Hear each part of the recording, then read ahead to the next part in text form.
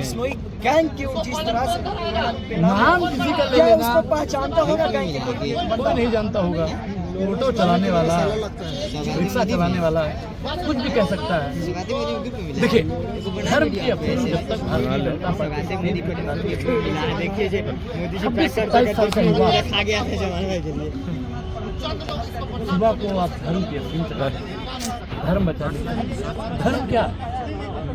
मैंने मानस को पढ़ा है, मैंने थोड़ा बहुत गीता को भी पढ़ा है। रामचरित मानस को मैंने 3-4 बार पढ़ा, उसमें कहीं भी नहीं लिखा है कि हिंसा। भगवान राम बार बार रावण को समझाने के लिए लोगों को अपने नहीं समझा। रावण ने गलत किया, हमारी माँ को, जगत जननी को उसने हरण किया। भगवान राम ने उसको समझाया। आप बताइए, समुद्र मंथन हुआ, समुद्र का पूजा कितना दिन चला? 3 दिन। विनय न मानत जलध जड़ गए, 3 दिन बीत बोले राम सकोप तब भय बिन होए न प्रीत। तो राम जी समझाए। अगर आप शास्त्र को मानते हैं तो आप आके हमसे तर्क पे बात करें, लेकिन नहीं करेंगे। क्यों? क्योंकि इनकी मजाल ही नहीं है जो हमसे आके तर्क पर बात करें, तथ्यों पर बात करते हैं। हम कहते हैं सरकार से 2 करोड़ रोजगार आप कह नहीं दिए, तो आपके पास अगर मत है तो आप हमको जवाब दे दीजिए। आप हमको मारेंगे अगर हम आज भाजपा जाके ज्वाइन करें, अगर हम भाजपा ज्वाइन कर लें, बाहर का झूठा पार्टी जो है। हाँ, तो यही लोग कहेंगे कि अनुराग ओझा बहुत अच्छा है, अनुराग ओझा बहुत अच्छा काम है।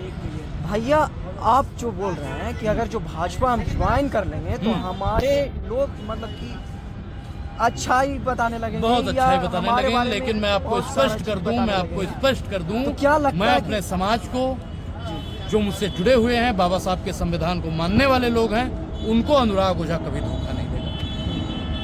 क्योंकि आज मैं कुछ भी हूँ तो संविधान की वजह से।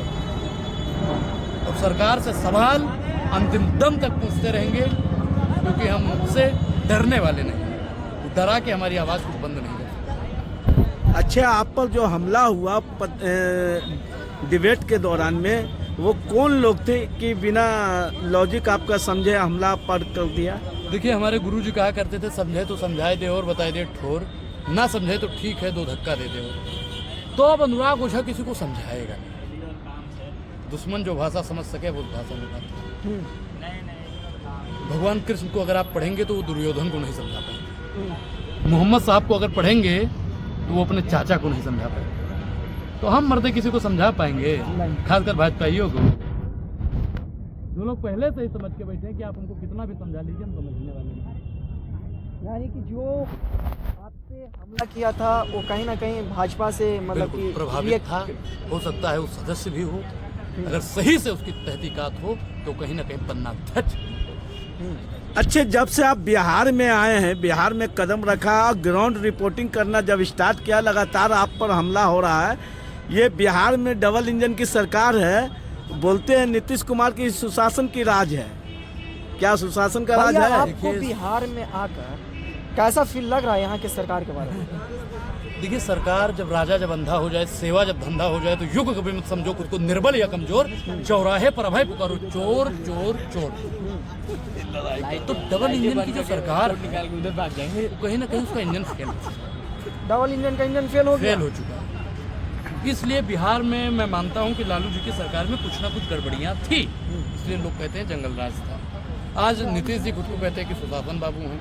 हम कैसे मान लें कि रोड पर चलते हुए लोगों को अगर आप पब्लिक प्लेस में मार देते हैं तो कहाँ का सुशासन? तो कहीं ना कहीं कानून व्यवस्था पर भी उंगली उठती है। सरकार को चाहिए कि ऐसे लोगों पर सख्त से सख्त कार्रवाई की जाए ताकि देश में अराजकता न।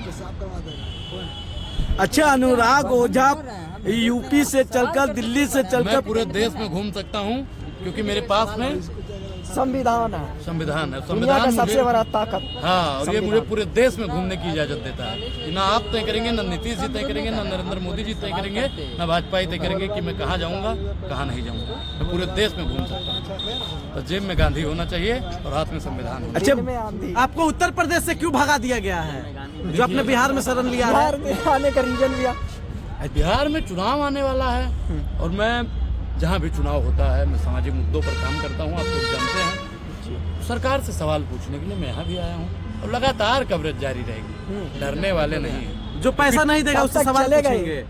टाइगर जब तक जिंदा तांडव रहेगा, कब जब तक तक चलेगा? टाइगर जिंदा रहेगा।